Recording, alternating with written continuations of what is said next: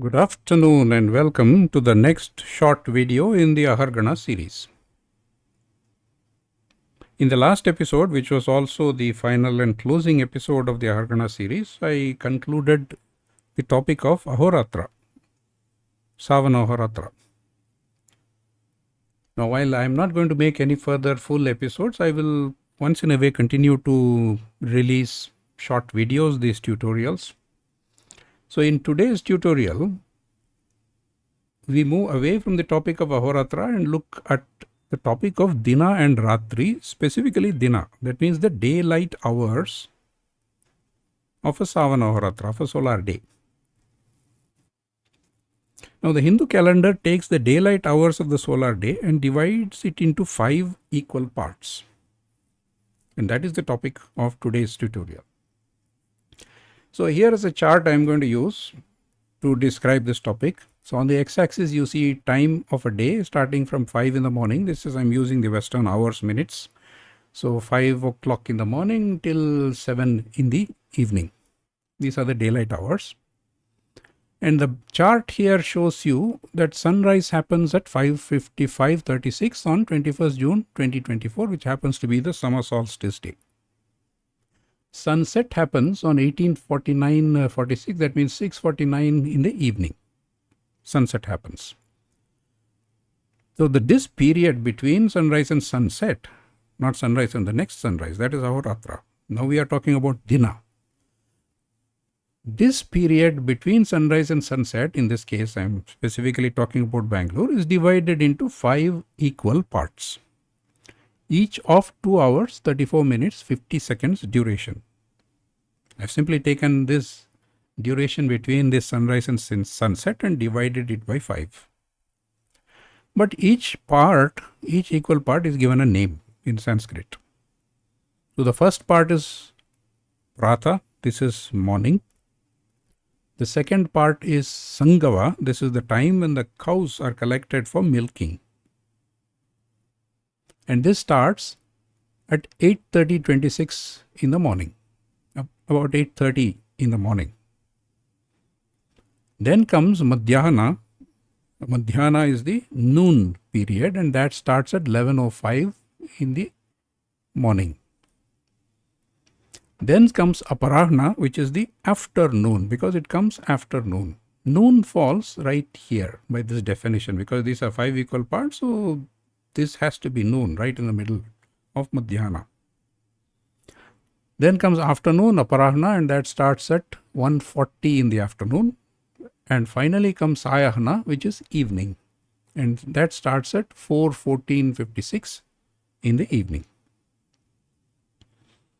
So you have morning, you have noon, you have afternoon, and you have evenings.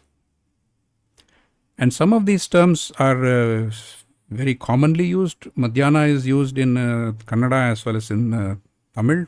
Madhyānam in Tamil, and we believe that it is afternoon. No, it's actually noon and the period around noon. And sayāhna is also commonly used in Kannada as sayankala, sayāhna kala. In Tamil it's sayangalam.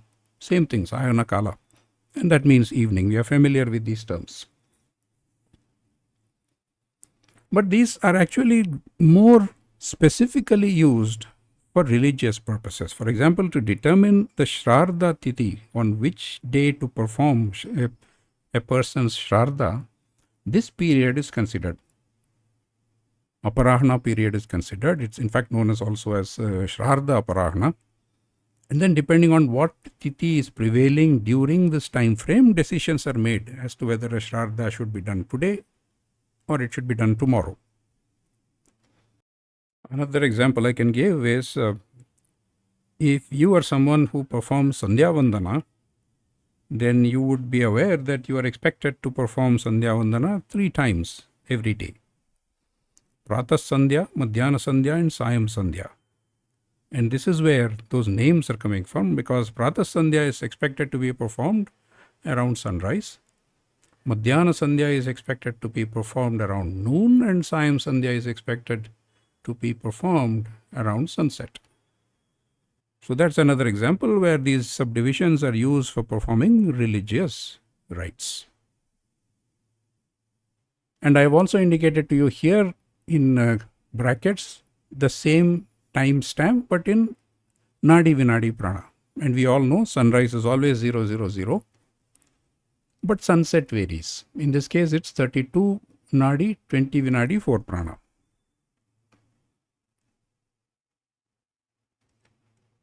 So this is the basic idea of 5 equal divisions of the daylight hours, which is there in the Hindu calendar.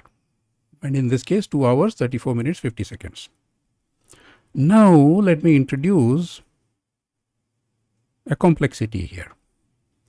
I'm going to show you one more day. 21st December 2024, that's the winter solstice. Immediately you can see that the daylight hours are shorter. The day is shorter in winter. And in summer, the day is longer. This is obvious. We all know this. We all live through this.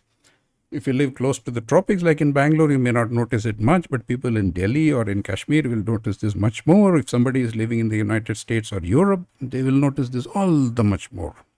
Huge difference between summer daytime and winter daylight hours. So the implication of that, you can clearly see now prāta, sangava, madhyāna, aparāhṇa, sayāhna are no longer 2 hours, 34 minutes, 50 seconds. Now they have become 2 hours, 15 minutes, 17.8 seconds. So these periods are variable from day to day, and the variation becomes all the more visible from one season to another. And I have contrasted the longest day light hours, summer solstice, and the shortest daylight hours, winter solstice in Bangalore, and you can clearly see that these periods, they're all equal for a given day. But across day compared to 6 months gap, this is much larger. This prātaha on 21st June is about 19 minutes longer than this prātaha of 21st December. Same, not just with prāta, but also with sangava, madhyāna, aparāhṇa, sayāhna, all of them are about 19 minutes smaller in winter solstice than in summer solstice. This is specific to Bangalore, but you get the idea. The same thing happens all over the world. Wherever you are, you take the daylight hours divided into 5 equal parts, but the daylight hours change from day to day, so these 5 equal parts duration will also change from day to day. So this is a clear case of a calendric element in the Hindu calendar which is of variable duration. Of course, there have been many others. So for example, even something like tithi is of variable duration. But here our tendency will be to think that they are all the same duration, but no. The change from day to day and season to season is all the more visible, this variation. So this is the concept I wanted to introduce here. This is in addition to Nadi Vinadi Prana. This exists in parallel with Nadi Vinadi Prana, and this is not really for building clocks. This is more for regulating the timing of religious observances. And in our practical life, we have used it to the extent of using, madhyāna means noon. Sayāhna means evening. We have brought it to that much usage, and normally we don't understand the religious significances, but your Purohit will definitely understand the religious significance of this, and he will use them also to determine the time of various religious ceremonies. So with that, I will close this tutorial. Thank you very much for watching.